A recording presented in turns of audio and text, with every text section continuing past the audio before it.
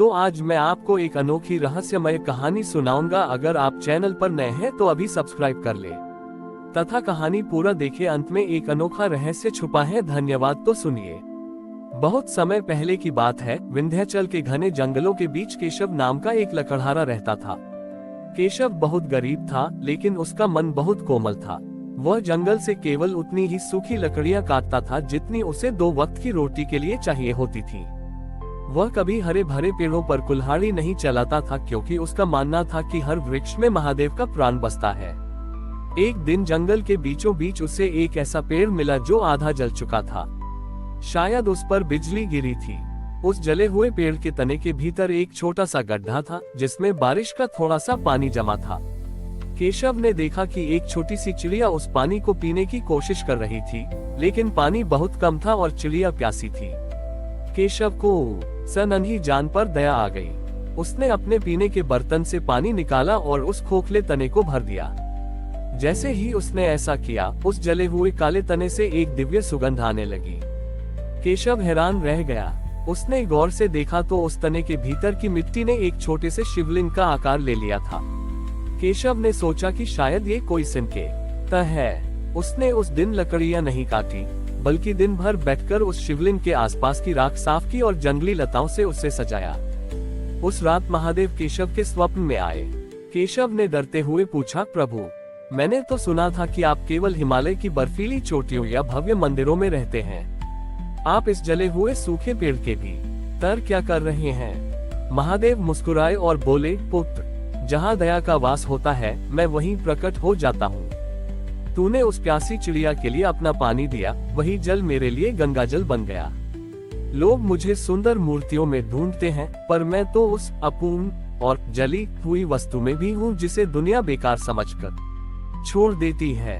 अगले दिन जब केशव उस पेड़ के पास पहुंचा, तो उसने देखा कि वह जला हुआ काला पेड़ पूरी तरह हरा भरा हो चुका था और उस पर सोने के नहीं, बल्कि ऐसे फल लगे थे जो असाध्य रोगों को ठीक कर सकते थे।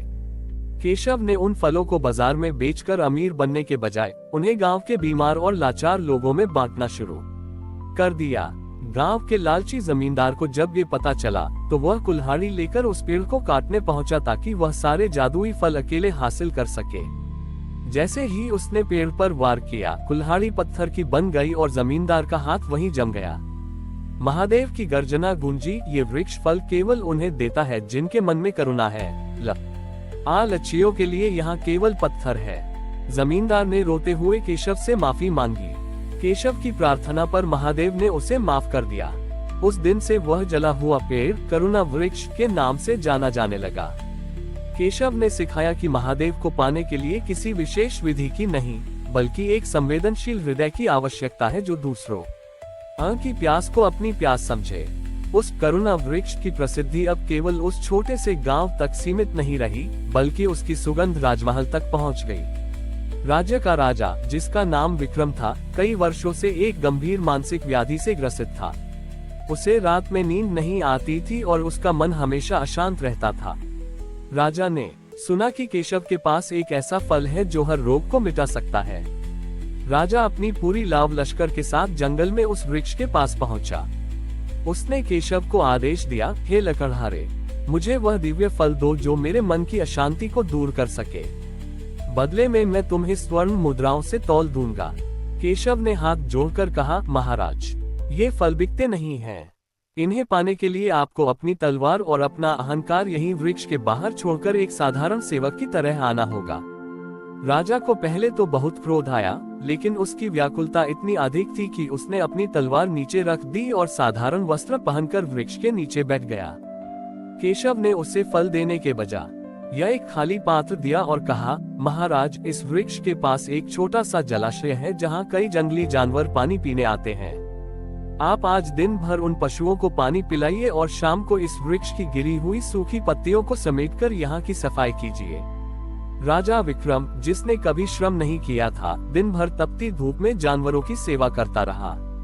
शाम होते होते उसका शरीर थक चुका था, लेकिन उसके मन का शोर शांत होने लगा था। उसने देखा कि एक छोटा सा हिरण का बच्चा निडर होकर उसके पास आया और उसके हाथों से पानी पीने लगा।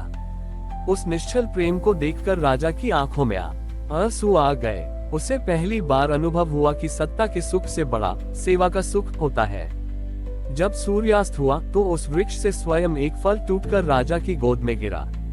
जैसे ही राजा ने वह फल चखा, उसे महसूस हुआ कि उसके भीतर के सारे भय और चिंताएं विलीन हो गई हैं। उसी क्षण उस वृक्ष के तने से महादेव की धुंधली सी आकृति भरी और एक मधुर वाणी गूंजी, विक्रम, शांति किसी औषधि में नहीं बल्कि स्वयं को दूसरों के लिए समर्पित करने में है। जिस दिन तुमने तलवार छोड़ी और जल का पात्र उठाया, उसी क्षण तुम्हारा उपचार शुरू हो गया था। राजा विक्रम ने महल लौटकर अपना सारा जीवन बदल दिया। उसने राज्य के हर औषधालय को करुणा केंद्र में बदल दिया, जहां अमीरी गरीबी का भेद मिटा दिया गया।